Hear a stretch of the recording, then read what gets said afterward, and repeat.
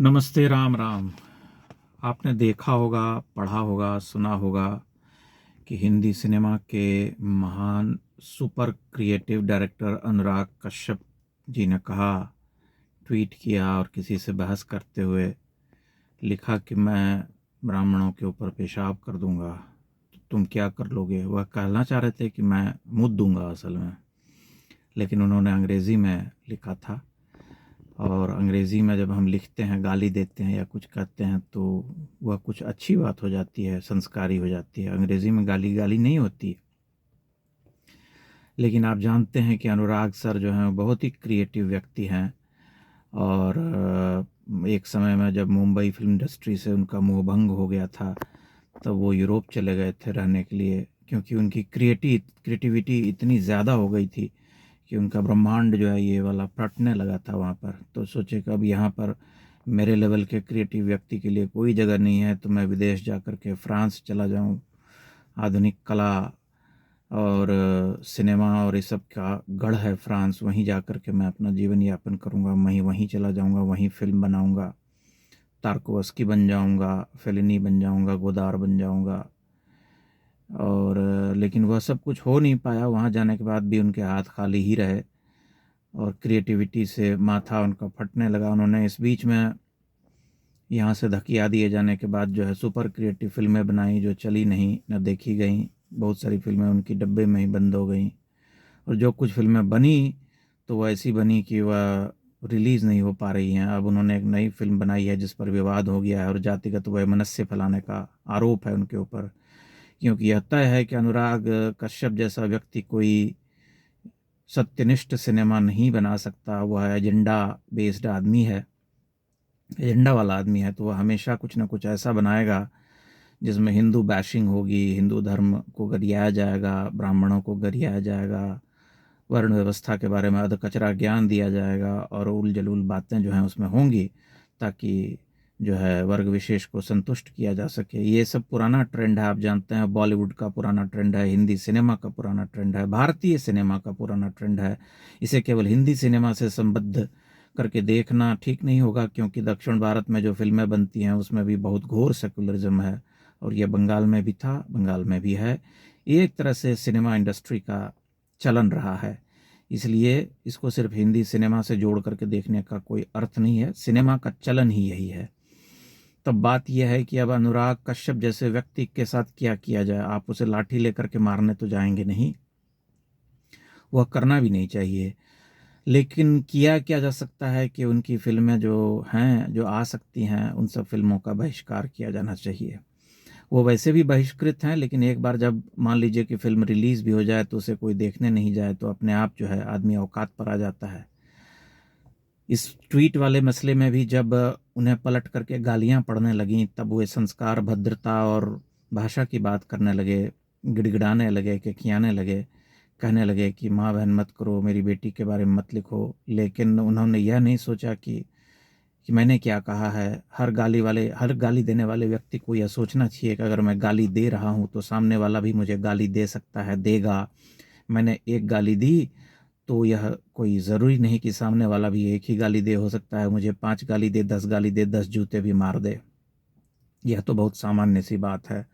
अब जब उनके उस ट्वीट पर प्रतिक्रिया होने लगी, तब उन्हें लगा कि गलती हो गई, लेकिन उसके बाद भी उन्होंने माफ़ी मांगने जैसी कोई बात नहीं की। कहा कि जो लिख दिया सो लिख दिया, उसको गलत समझा गया। अब इसमें गलत समझने वाली कौन सी बात थी।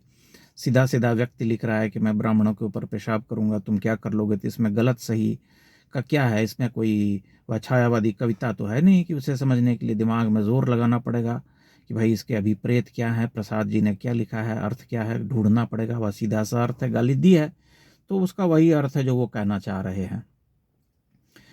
आप ये देखिए कि हिंदी सिनेमा और भारत के ही सिनेमा का ये पुराना आजमाया हुआ था कंडा है कि हिंदू धर्म को वे हमेशा निशाने पर लेते रहे हैं, और उनका ये उद्देश्य ही रहा है कि किसी न किसी तरह से मलिन करना। आपने देखा होगा 50, 60, 70, 80, 90 के दशक में ऐसी फिल्में बनती थीं जिसमें हमेशा पंडितों को घटिया और नीच व्यक्ति दिखाया जाता था, राजपूतों को आतताई दिखाया जाता था, और पादरी भाई और चचा जान जो है हमेशा अच्छे आदमी होते थे। जब पात्र की आवश्यकता नहीं होती थी तब भी ऐसे पात्र गढ़े जाते थे, घुसाए जाते थे फिल्मों में, ताकि ये संदेश दिया जा सके कि वे सभी बहुत महान होते हैं, पंडित घटिया होते हैं, नीच होते हैं, लोभी होते हैं, लालची होते हैं, ठग होते हैं और ठाकुर आतताई होते हैं। तो ये सब चलता रहा है, इसी लाइन पर सिनेमा बना है हमारे यहाँ और आगे भी बन जाता। लेकिन अब चूंकि स्थिति थोड़ी बदल गई है, राष्ट्रवाद का उभार होने के बाद, चूंकि उन्हें उनकी फिल्में जो हैं बहिष्कृत होने लगी, लोग देखने नहीं जाने लगे, तब उन्हें समझ में आया कि अच्छा ठीक है, ऐसे करके हम नहीं सर्वाइव कर सकते, तो वे वापस लौटे। लेकिन वह सेकुलरिज्म का पुराना रोग गया नहीं, वो जा भी नहीं सकता। आप समझ सकते हैं कि वह इतना आसान नहीं होता है जाना। जो आदमी उस विचारधारा में रचा बसा हो वह इतनी जल्दी उससे मुक्त नहीं हो पाता है। तो अनुराग कश्यप जैसे व्यक्ति भला उससे मुक्त कैसे होंगे? वे तो जीवन भर यही प्रयास करेंगे। अब आप समझ सकते हैं कि चूंकि उन्हें मुंबई में भी अब काम नहीं है और दक्षिण में काम तलाशने के प्रयास में हैं, तो वे वहाँ गए। तो अब उन्होंने सोचा कि वहाँ जा कर के कैसे सफल होना है, तो उन्होंने जो है हिंदू को गरियाना शुरू कर दिया, क्योंकि वे जानते हैं कि दक्षिण में यह हथकंडा जो है चल सकता है, वहाँ के लिए बहुत ही कॉमन प्रैक्टिस है। दल विशेष का तो यह बहुत ही प्रिय काम है कि वे आए दिन जो है सनातन धर्म को गाली देते हैं, उल जलूल स्टेटमेंट बयान आते हैं उनके, और पूरा जो उनका सिनेमा है वह एक तरह से एक इसी ढर्रे पर चलता है। आपको किसी गलतफहमी में नहीं रहना चाहिए कि वे कुछ बहुत ही महान हिंदू धर्म के की महानता को दिखलाने वाले लोग हैं। आप ध्यान से देखेंगे तो उसमें भी बहुत गंभीर सेकुलरिज्म होता है। तो अनुराग सर इसी उद्देश्य से यह कहा होगा उन्होंने कि हीरो बन जाऊंगा यहाँ पर, लेकिन वह मामला उल्टा हो गया। अब उल्टा हो गया तो अब उनको समझ में नहीं आ रहा है कि कैसे इसको ठीक करें। तीर एक बार जब छूट जाए कमान से तो वापस तो लौटता नहीं, वह तो जाता ही है, चाहे निशाने पर लगे या कहीं और लगे। अब अनुराग सर ने ऐसा तीर चलाया कि निशाने पर लग गया तो लोगों ने गहरा रोष जताया और प्रतिक्रिया देने लगे। गाली का जवाब गाली ही होती है हमेशा, आप जानते हैं। ऐसा तो होता नहीं कि महात्मा बुद्ध सामने बैठे हों, आप गाली दे दें तो उनके ऊपर अंतर नहीं पड़ेगा। सामान्य जनता महात्मा बुद्ध होती नहीं। अगर आप उसे कहेंगे कि मैं तुम्हारे सर पर चढ़ करके मुतूंगा, पेशाब करूंगा, तो वह बर्दाश्त नहीं करेगा। और किसी को भी क्यों ऐसा बर्दाश्त करना चाहिए? बहुत साधारण सी बात है, समझने वाली बात है कि ऐसा कोई भी व्यक्ति जो है किसी भी व्यक्ति के द्वारा, उसके आत्मसम्मान की बात है कि आपने संपूर्ण जाति को जो है कह दिया कि मैं तो पेशाब करूंगा, तुम मेरा क्या करोगे? उसके बाद माफ़ी मांगने या कहने कि मेरी बात को गलत समझा गया जैसे बयान का कोई अर्थ नहीं होता है, निरर्थक है। और ये जो है कहते हैं उसको कि दोष सुधार करना, तो दोष सुधार ऐसे नहीं होता है। आपको अगर आप सच में आपने अनुभव किया होता कि मैंने कुछ गलत कहा, बहुत गलत कहा, तो गंभीरता से आकर के क्षमा प्रार्थना मांगते, बोलते कि मैंने जो है बहक करके या बहकावे में आकर के, उत्तेजना में आकर के कुछ भूल जलूल बक दिया जिसके लिए मैं शर्मिंदा हूँ। लेकिन ऐसा उन्होंने कुछ भी नहीं कहा, बल्कि दूसरे लेवल पर उतर आए और कहा कि गाली नहीं देना चाहिए। जब गाली नहीं देना चाहिए हम कहते हैं तो हमें अपनी भाषा भी ठीक रखनी होती है, संयत रखनी होती है। ये बात उन्हें समझना चाहिए।